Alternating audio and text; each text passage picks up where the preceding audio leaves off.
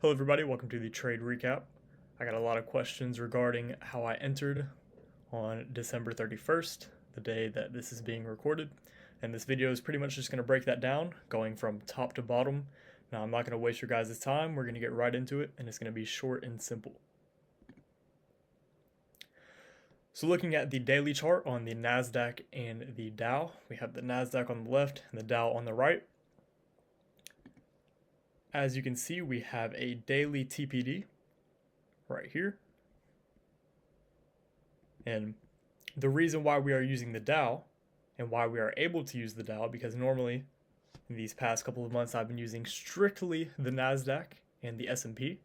But the reason we are now able to use the Dow is because the markets are back in sync in regards to premium and discount. So whenever you have kind of a wonky asset, that's what I'll call it, in the triads, for example, the Dow typically moves on its own in the futures triad, and the pound typically moves on its own in the forex triad. Whenever they are in sync in regards to premium and discount with the other two assets within the triad, that is whenever they are best used. So as you can see right here, we have our range high and our range low. Price trades into premium. We form that TPD on both assets. And the reason why you would pick this high right here is because on the NASDAQ, that is the swing high that formed in order to make the range. So the reason why you would want to see this TPD right here is because this establishes narrative for downside movement. Now looking at the hourly time frame, within that daily TPD, we had an SMT. As you can see on the left, the NASDAQ made a lower high, and on the right, the Dow made a higher high. So this confirms the TPD and makes it even higher probability. So zooming out a little bit more, we can see the bigger picture. We have the SMT at the top that we just outlined, and we can see bearish momentum on price.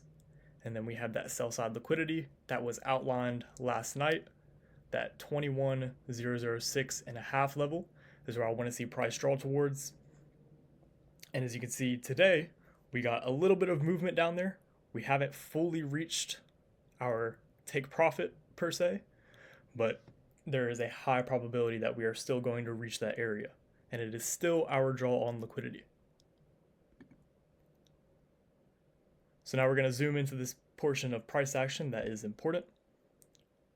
All right, so now we're looking at the 15-minute time frame on the NASDAQ, which correlates to the daily cycle. And as you can see, we have our true day open marked out right here. So coming in today with the bearish narrative and bearish expectation, any delivery, any price delivery above this true open, we would automatically see that as the daily manipulation before the daily distribution downwards towards the draw on liquidity that we had outlined the night before. And as you can see, above that true day open, we formed intermarket sequential SMT with the Forex triad.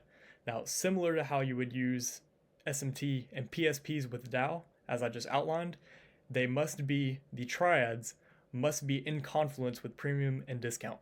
If you go back and look at your charts and compare the Forex triad to the index futures triad, they were aligned when it comes to premium and discount. So that is why this intermarket sequential SMT held and tipped its hand at us, telling us that price was likely to turn around. Now bringing the S&P into the equation, as you can see, as soon as the NASDAQ wicked above previous quarter's high, which is London session, we formed a 15-minute PSP.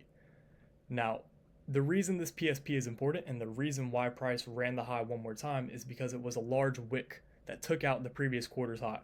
Whenever you have a PSP that forms an SMT and that PSP wicks the high or the low, price is likely to run that high or low one more time before making the true reversal.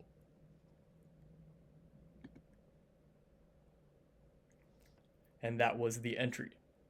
So price wicked above the previous quarter's high, and then I expected it to run that high one more time, and then that was the entry.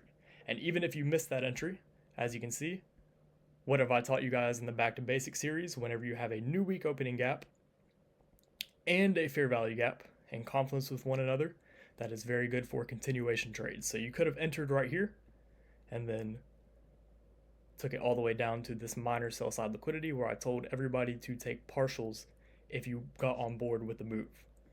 And also there was a breaker in confluence with this as well. So this was a very high probability trade. Now it did form a little bit earlier in the quarter. So generally New York AM session, which is Q3 of the daily cycle, that is where you'll find your high probability setups. And whenever you are trading on low probability days like today, you will generally find that your setups that look like this will form earlier in the quarter.